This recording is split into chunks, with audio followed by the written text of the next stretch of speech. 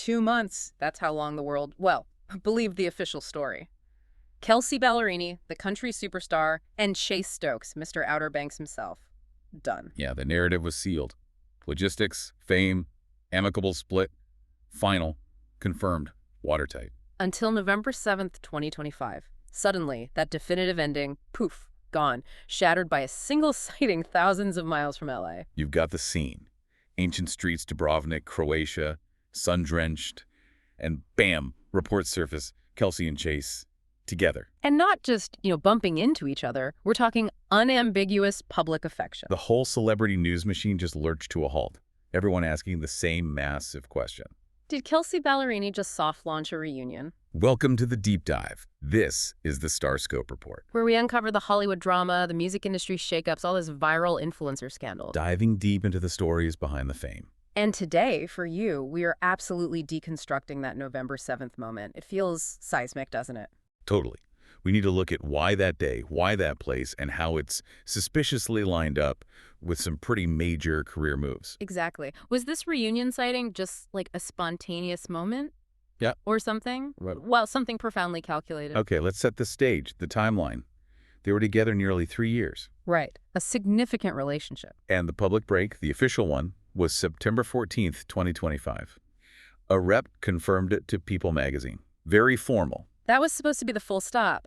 But this reunion buzz, it didn't come from reps this time. No statements. It came entirely from one single eyewitness report.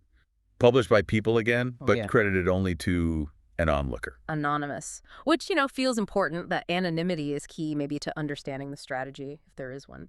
Let's break down this public display. The location.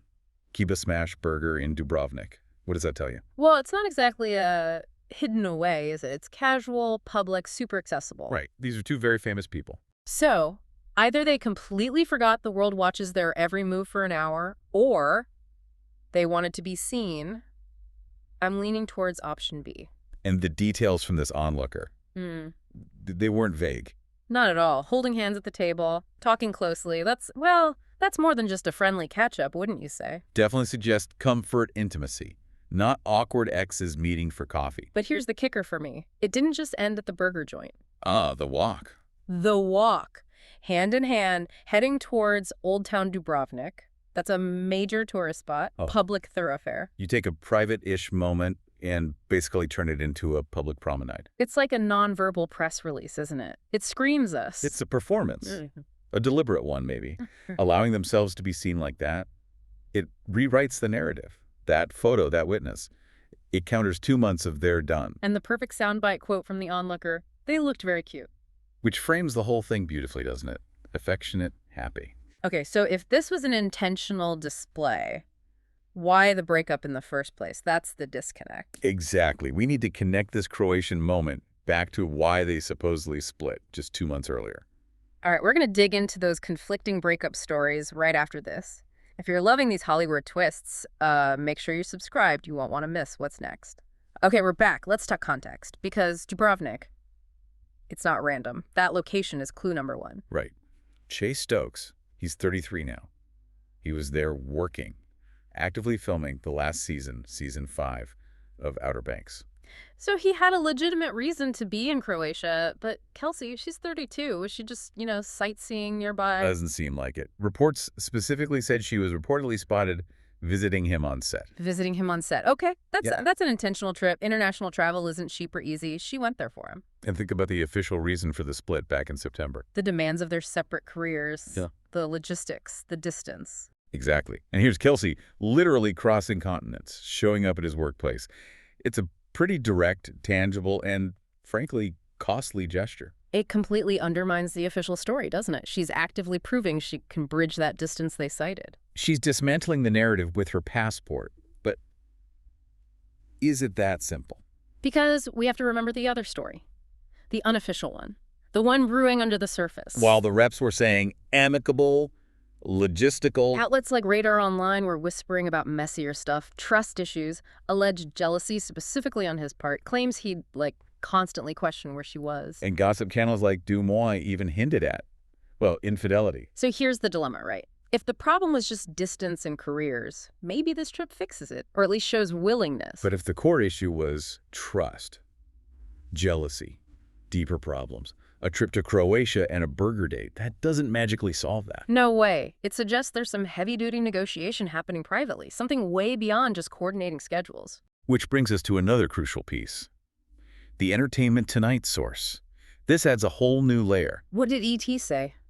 Their source claimed Kelsea and Chase have actually been on and off over the past few months. On and off. Okay, wait. So clean September break wasn't so clean. Apparently not. According to this source, it shatters that neat timeline the public had. Dubrovnik wasn't necessarily a reunion. More like a continuation, a public surfacing of something that never fully stopped. Exactly. A complex, unresolved private dynamic bubbling up into view. And get this. The ET source also mentioned Kelsea was hesitant to fully dive back in. Okay, that lines up more with the trust issues rumors, doesn't it? If it was just logistics, why hesitate once you're literally there? Precisely. It suggests significant issues do remain. And there were little hints before Dubrovnik too, remember, like Kelsea supposedly FaceTiming Chase from a racetrack in Kentucky just weeks after the official breakup. Yeah. It supports this whole on and off picture. So this Dubrovnik sighting, maybe it wasn't about declaring we're back, but more like testing the waters, publicly forcing the issue. It's a high-stakes gamble, potentially, playing out a fragile situation under the media spotlight, which leads us to the timing of it all. Ah, yes, the timing. Because when the news of the sighting broke, outlets like People, Parade, they reached out to the reps again. And this time, crickets. Total silence from both camps. Which is a massive contrast to September, when they readily confirmed the split. That silence, combined with the anonymous onlooker leak, it just screams calculated media strategy, doesn't it? It feels like a classic trial balloon. Leak the info anonymously, see how the public reacts, gauge the temperature. All without having to officially commit. It gives them plausible deniability if it all falls apart again next week. They spark the reconciliation headlines, get everyone talking, but don't have to issue a binding statement. Smart. But the real genius might be the specific date. Friday, November 7th, 2025. Oh, that day was stacked for Kelsea Ballerini. It wasn't just the sighting news. Not even close. You had the personal drama hook, the Dubrovnik reunion buzz, guaranteed clicks. But professionally, huge day. First, the acclaim. Kelsea gets a 2026 Grammy nomination, Best Contemporary Country Album for Patterns. Huge deal. And second, the art. She officially drops her new single, a really vulnerable ballad called I Sit in Parks. It's New Music Friday. Okay, let's pause there. Personal gossip breaks, Grammy nod announced, new single released, all on the same day. That alignment feels deliberate. It supports the calculated theory big time. You use the inevitable buzz around the reunion rumors. To guarantee maximum eyeballs on your professional achievements, the reconciliation story becomes the headline that pulls people in, and then bam, they also see the Grammy news, they hear about the new song. It ensures her music news travels way beyond just the country music world.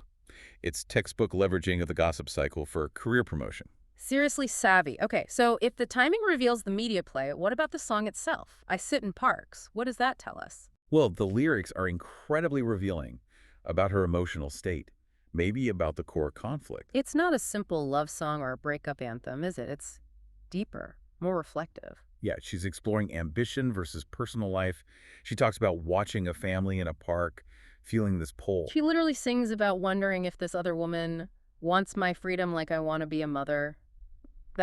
Wow, that's heavy. It's a huge, vulnerable confession to put out there, and it connects directly back to the official breakup reason career demands. But it adds this incredibly personal, almost heartbreaking layer to it. That hesitance E.T. mentioned, maybe it's rooted right there in that fundamental life question. A question that, let's be honest, one trip to Croatia isn't going to solve. Not at all. And the artistic signals, they don't even stop with the lyrics. Oh, you're talking about the EP title? The EP title. The song is from a new 6-song EP called Mount Pleasant. And as outlets like iHeartCountry were quick to point out, Mount Pleasant, South Carolina, a key filming location for Outer Banks, Chase Stokes' show, the world he inhabits. Naming your deeply personal, vulnerable EP after a place so intrinsically linked to him and their drama.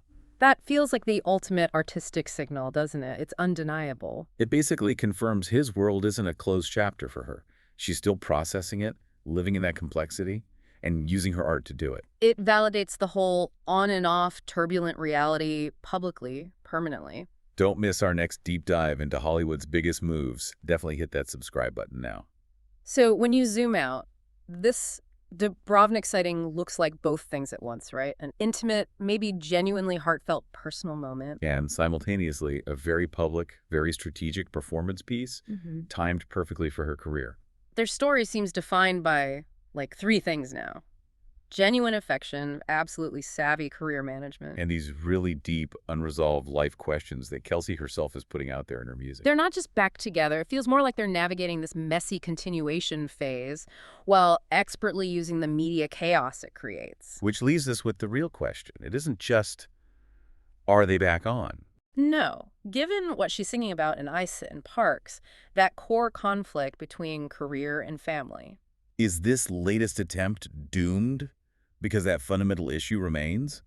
Or does making it so public, so strategically, actually signal a new level of commitment? Maybe the kind they need to finally overcome those hurdles. Something powerful for you to think about. You've been listening to Starscope Report, where we uncover the stories shaping Hollywood, music, and pop culture. Thanks for tuning in, and don't forget to subscribe for more stories that keep the stars shining.